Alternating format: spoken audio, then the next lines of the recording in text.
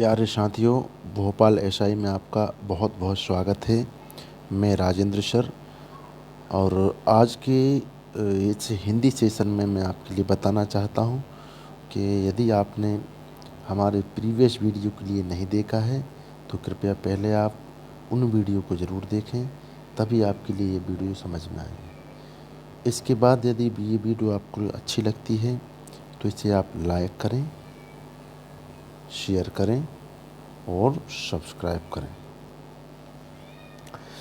पिछली क्लास में हमने जो पढ़ा था वो मैं आपके लिए बता देता हूँ, उसका थोड़ा सा रिवाइज कराते हैं, इसके बाद में हम आगे पढ़ेंगे। कल हमने इससे पहले वाली मतलब फर्स्ट वीडियो में पढ़ा था हमने कि स्वर क्या होते हैं। तो स्वर के बारे में देखें, स्वर के बारे में देखें। स्वर तो देखिए, स्वर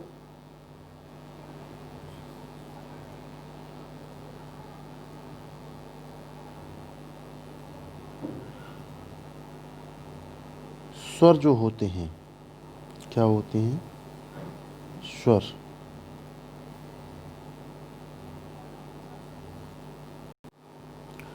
स्वर वे ध्वनियाँ होती हैं जिनके उच्चारण में किसी अन्य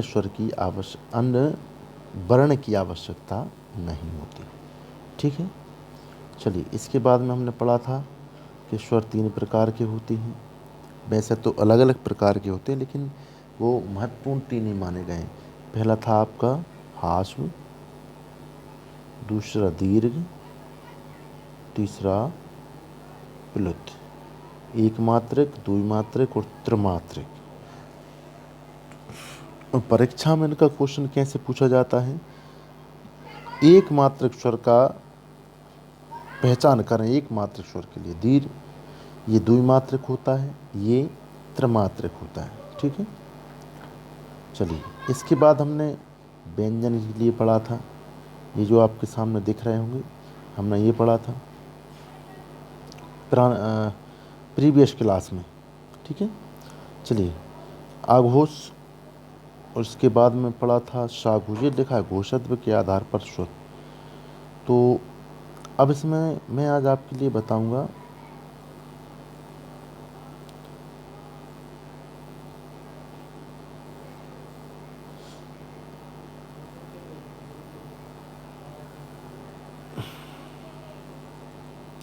तो देखें, पिछली क्लास में हमने ये देख लिया था कि घोषत्व और महाप्राण के प्राणत्व के आधार पर स्वर व्यंजन कितने प्रकार के होते हैं। ठीक है, चलिए आज हम देखेंगे कि इनका उच्चारण स्थान क्या होता है। तो उसकी एक बहुत शानदार ट्रिक है, ये जो आपके सामने दिख रही होगी। जैसे लिखा है कि तुम कब मुझे देने आओगी। एक बार देखें, तुम कब मुझे देने आओगे। तो ध्यान दें यहाँ पे, ये जो ये जो पंक्ति दिख रही है, ये जो पंक्ति दिख रही है आपके लिए, ये ता वाली, इसका मतलब है तालब। में यहाँ लिख देता हूँ इस तरफ, तालब्य। ठीक है, ये लिखा है तालु, लिख देता हूँ तालु। इसके बाद में है का मतलब कंठ। यहाँ पे है तालु, क्या है? तालु। इसका मतलब है कंठ, काफो कंठ। ये का दिख रहा है, इसका मतलब है कंठ। और ये जो चा छा जा झा मा, ये सभी किससे बोलेंगे? कंठ से। आप बोल के भी देख सकते हो। अभी जैसे बोलोगे का, तो वो उसमें जो ध्वनि की जो टकराव होगा, मतलब वर्ण का जो टकराव होगा, वो कंठ से जाएगा। माँ का मतलब है मूर्धा। अब मूर्धा क्या होती है? मूर्धा क्या होती है? ये माँ का मतलब है मूर्धा। मूर्धा क्या होती है? मूर्धा अपने मुंह के, जो अपना मुंह होता है जिसके ऊपर अपनी जीभ मतलब अंदर जीभ रहती है, उसका जो ऊपरी भाग हो उसे कहते हैं मूर्धा। ठीक है, इसमें दा का मतलब है दंत। क्या होता है? दंत। और इस आ का मतलब है ओष्ठ। क्या होता है? ओष्ठ। तो देखें इन सब का मतलब है अलग अलग, एक बार मैं बोल के बता देता हूँ, जैसे यदि आप लिखना चाह रहे हैं तो लिख लें। इस ता का मतलब है तालव्य। इस ता का मतलब है तालव्य मतलब तालु। इस का मतलब है कंठ। इस माँ का मतलब है मूर्धा। और इस दा का मतलब है, दा का अर्थ है दंत। और आ का मतलब है ओष्ठ। ये पांच ही अलग अलग इनके उच्चारण स्थान हैं। और जैसे अपन ने पढ़ा था ना स्पर्शी व्यंजन, तो स्पर्शी व्यंजन वही व्यंजन होते हैं जिनके उच्चारण करने में वायु कहीं विशेष स्थान पर टकरा कर बाहर निकले, वो क्या होते हैं? अपने स्पर्शी व्यंजन। तो ये वाली जो पंक्ति है पूरी, ये तालु से बोली जाएगी, मतलब का जीभ वहीं टकराएगी जाके। अपनी जो जीभ होती है, जीवा, वो कहाँ टकराएगी जाके? जहाँ पर ये लिखा है जैसे ताफूर, तो क्या? तालु। ठीक है। तो जैसे अपन बोलेंगे अभी तो कैसे निकलेगा? का, तो जीभ देखें का। तो ये देखें कंठ, तो ये देखें चा छा छा छा, ये यहाँ तक पूरी की पूरी लाइन। अब इसमें से आपसे जब बोलेंगे का, छा, जा, झा, वा, तो विशेष स्थान पर वायु का टकराव होता है। दंत में ये पांचों के पांच आ जाएंगे दंत में।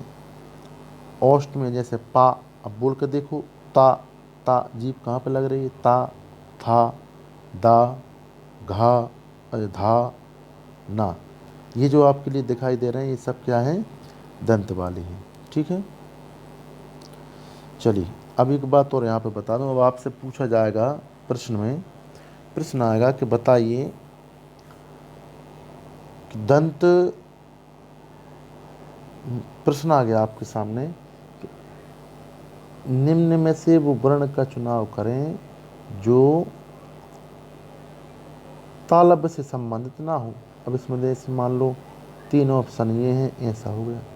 अब तालव्य से संबंधित किसका नहीं है? चा का नहीं है। ठीक है। चलिए, तो इनमें से एक पहचानने को आता है, वो अपने लिए बताना पड़ती है। चलिए आगे पढ़ते हैं। आज है अपना उत्क्षिप्त व्यंजन या द्विगुणी व्यंजन। तो ध्यान दें। चलिए, उत्क्षिप्त या द्विगुणी व्यंजन, जिनके उच्चारण में जीभ पहले उठकर मूर्धा का स्पर्श करे और झटके के साथ नीचे आए, इन्हें द्विगुणी व्यंजन बोलते हैं। ये हिंदी के विकसित वर्ण हैं, जो हमने आपके लिए पहले ही बताया था। ठीक है। ये किसके हैं? हिंदी के व्यंजन। अब इसकी परिभाषा, उत्क्षिप्त मतलब उत्क्षिप्त होकर के आए। ठीक है। और द्विगुणी मतलब इनके द्विगुणों का काम करते हैं। ठीक है। जिनके उच्चारण में जीवा पहले ऊपर उठकर मूर्धा का स्पर्श करे और एकदम झटके से नीचे आए। तो बोल के देखें, डा, डा, यार है। अब पिछली बार इसमें से ही प्रश्न आ गया था, तो देखें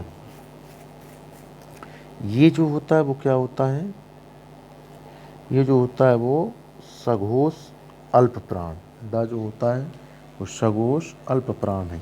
और ये जो होता है ये वाला, ये होता है सघोष महाप्राण। ठीक है। चलिए अब बात करेंगे अंतस्था व्यंजन की।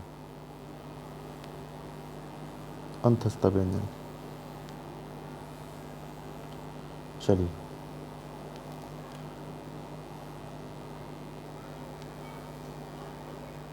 अंतस्था व्यंजन, जिन वर्णों का उच्चारण पारंपरिक वर्णमाला के बीच अर्थात स्वर और व्यंजनों के बीच स्थित हो, अंतस्थ व्यंजन कहलाते हैं। अंता का मतलब क्या है? अंदर। स्थ का मतलब क्या है? स्थान, तो अंदर के स्थान में। ये इनकी संख्या कितनी है? चार, या, रा, ला, वा। और ये कैसे होती हैं? सघोष अल्प प्राण। ये कैसे होती हैं? सघोष अल्प प्राण। ये कैसे होती हैं? सघोष अल्प प्राण। बोलें ये कैसे होते हैं? सघोष अल्प प्राण। ठीक है ना। चलिए आगे देखें। अब और इनके और भी अच्छे से उनके लिए समझते हैं। सघोष अल्प प्राण कैसे होते हैं? सघोष अल्प प्राण। अब जो होते कौन कौन से हैं? या, रा, ला, वा। ठीक है। या रा ला वा कौन कौन से होते हैं? या रा ला वा। देखें या और वा कैसा होता है? अर्ध स्वर। यह एक ऐसी ध्वनि होती है जो कभी स्वर हो या कभी व्यंजन हो, इसलिए ये क्या कहलाती है? जब आप बोल कर देखेंगे तो ये ऐसे सुर निकलेंगे आपके सामने। अगला है रा, इसे लुंठित व्यंजन भी कहती हैं, जिसके उच्चारण में जीव तालू से लुढ़क कर स्पर्श करे। बोल कर देखेंगे रा करती है। ला, पार्श्विक व्यंजन, जिसके उच्चारण में हवा जीभ के पार्श्व मतलब बगल से निकल जाए, वो क्या है? ला। चलिए आगे बढ़ते हैं। ठीक है। ऊष्म संघर्षी, जिन व्यंजनों का उच्चारण करते समय हवा मुख के किसी स्थान विशेष का घर्षण करते हुए निकले और गर्मी पैदा करे। एक बात यहाँ पर मैं आपके लिए बता दूँ, ये जो आपके लिए लिखे हैं ध्यान दें, इनकी संख्या कितनी है? 4 है। कितनी है? 4। श श श हा कौन कौन सी हैं? श श और हा, ये 4 हैं। ठीक है। चलिए आगे देखें। तो ये होते हैं, ये जो हैं ये क्या है? अघोष महाप्राण, और ये क्या है? सघोष महाप्राण। ये भी आपको याद रखना है।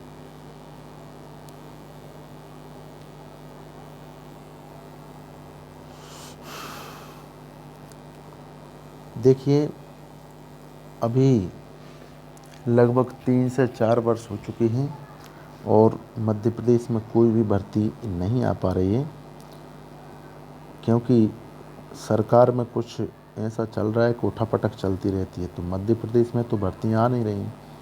तो आप लोग इसके लिए एकजुटता का प्रदर्शन करें, क्योंकि अभी जेल प्रहरी का जो एग्ज़ाम हुआ इसमें भी कुछ फर्जीवाड़े समझ में आ रहे हैं। आप दिन रात पढ़ते रहोगे, इससे कोई भी मतलब नहीं है। इससे पहले है कि आप जागें और अपनी आवाज़ को उठाएं। जहाँ पर भी आपके लिए कुछ ऐसा लगता है तो आप मेरे लिए कमेंट्स के माध्यम से बताएं। हम आपकी बात के लिए बिल्कुल सरकार तक पहुंचाने के लिए तैयार हैं। और दूसरी बात, यदि आपके अंदर कुछ ऐसा लगता है कि नहीं हमें कुछ करना है, तो ही आप आगे इसमें हाथ डालें, क्योंकि हमने बहुत सारे, मैं खुद भी वो आंदोलनों में भोपाल गया था, लेकिन हमें बार बार आश्वासन ही दिया गया, आश्वासन, इसके बाद में कुछ नहीं दिया। ठीक है। भर्ती तो आई नहीं है। लगभग 3 साल हो गए हमारे लिए परेशान होते होते। 3 साल बराबर। सोचिए आप, 3 साल कितना समय होता है। ठीक है। लगभग 1000 दिन के बराबर, समझे। इसलिए आप लोग भी आगे भर्ती आएँ, मध्य प्रदेश में भर्ती हों। ये अपना अधिकार है बेटा, अधिकार है ये अपना। क्या है? अधिकार है। तो इसके लिए आप लोग खड़े हों, तैयार रहें बिल्कुल। और आप हमसे हमारे लिए बताइए, यदि हम कुछ आपके लिए कर सकते हैं तो बिल्कुल हम मैदान में खड़े हैं आपके लिए। ठीक है। चलिए आगे बढ़ते हैं।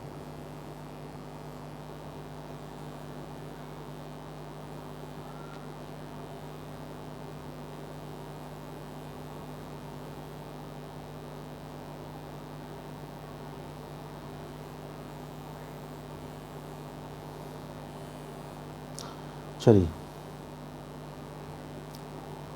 आयुगबाय, ये अंतिम रूप से वर्णमाला का वो अंतिम पैरा है।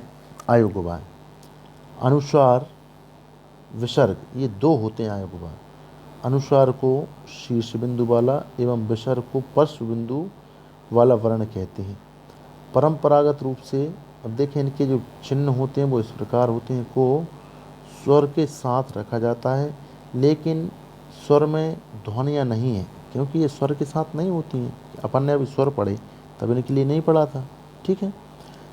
क्योंकि इनका उच्चारण व्यंजनों के उच्चारण की तरह भी होता है, स्वर की सहायता से। मतलब कभी ये अकेले ऐसे आपने लिखे नहीं देखे हों कहीं पे, ऐसा आपने कहीं भी इनको लिखा नहीं देखा होगा। देखें कहीं पर लिखे नहीं हो।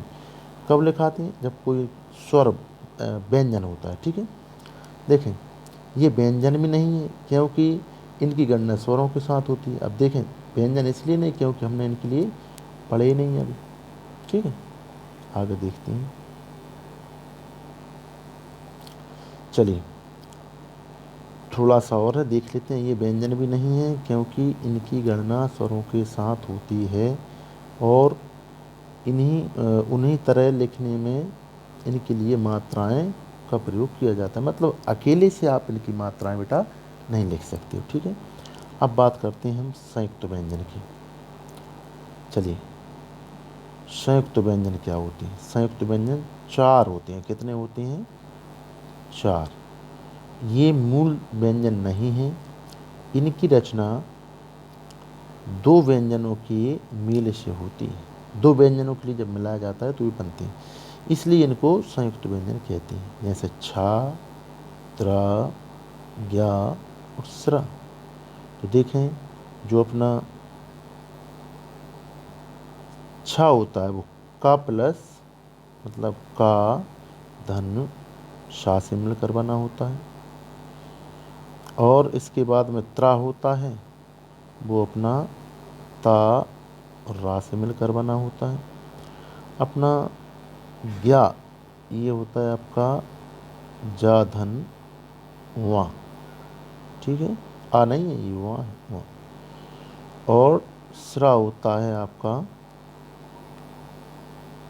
शा प्लस रा बराबर ये वाला। ठीक है, ये चारों संयुक्त व्यंजन इस प्रकार से आपकी वर्णमाला समाप्त होती है। अब हम इसके प्रश्न लगाएंगे। ठीक है, चलिए अब आज की क्लास में सिर्फ इतना ही। और आज यहाँ पर वर्णमाला के 3 पार्ट हो चुके हैं, मतलब 3 भाग हो चुके हैं। ठीक है, तो आप लोग यदि इस वीडियो को देख रहे हैं और ये आपकी उपयोगी हो तो कृपया इसे लाइक करें, शेयर करें, सब्सक्राइब करें। एक और बात मैं आपके लिए बता दूं, अभी हमारे पास सब्सक्राइब तो पूरे हो चुके हैं, जितने यूट्यूब मांगता है वो सब्सक्राइब तो हमारे पास हैं, और सब्सक्राइबर बढ़ भी बहुत तेज़ी से रहे हैं। लेकिन हमारे पास वॉचिंग टाइम अभी कम है थोड़ा सा। क्या वॉचिंग टाइम है वो क्या है? कम है। तो कृपया मेरी बस आपसे एक ही विनती है कि आप वीडियो को लास्ट तक ज़रूर देखा करें। ठीक है, चलिए तो आज सिर्फ इतना ही। बहुत बहुत नमस्कार, धन्यवाद।